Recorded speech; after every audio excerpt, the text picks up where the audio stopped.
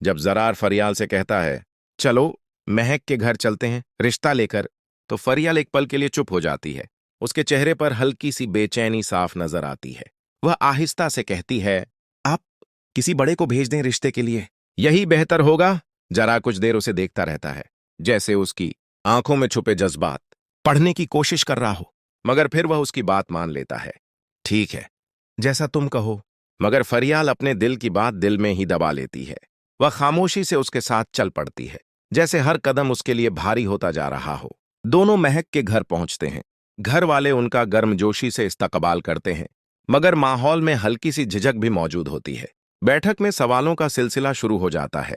घर, काम, जिम्मेदारियां, हर बात पर चर्चा होती है।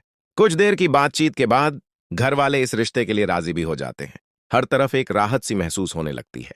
मगर महक के दिल में एक अजीब सी कसक उठती है।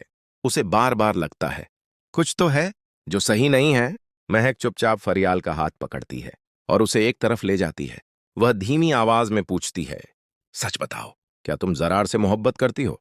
फरियाल कुछ लम्हों के लिए बिल्कुल खामोश हो जाती है। उसकी आंखें झुक जाती हैं, जैसे वह खुद से लड़ रही हो। फिर आखिरकार वह अपनी सारी हकीकत महक के सामने रख देती है। यह सुनकर महक के चेहरे के तासुरात बदल जाते हैं। उसकी आंखों में हैरानी, दर्द और एक फैसला साफ नजर आता है। महक वापस सबके पास आती है और अचानक जरार का हाथ पकड़ लेती है। सबकी नजरें उन दोनों पर टिक जाती हैं। महक गहरी सांस लेकर कहती है, मैं आपसे शादी नहीं कर सकती, मेरी कुछ मजबूरी है। यह सुनते ही माहौल एकदम बदल जाता है। जरार का चेहरा गुस्से से भर जाता है। पहले भी आपकी मजबूरी थी और अब भी? आखिर ऐसी कौन सी बात है जो आप बता नहीं रही? मगर महक खामोश रहती है। उसकी खामोशी ही सबसे बड़ा जवाब बन जाती है, और यही खामोशी जरार के गुस्से को और भड़का देती है। उसी जिद और गुस्से में आकर जरार एक बड़ा फैसला कर लेता है।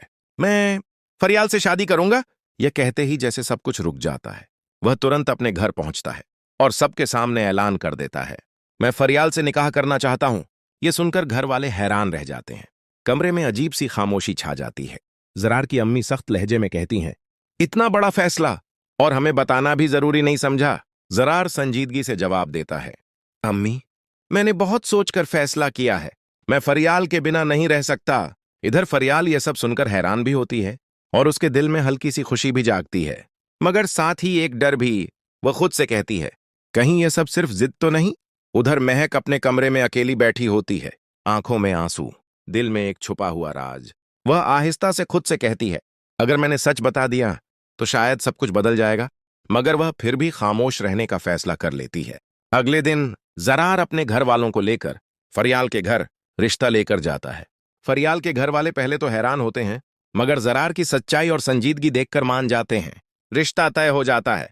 घर में खुशी की लहर दौड़ जाती है, मगर इस खुशी के पीछे एक तूफान छुपा होता है।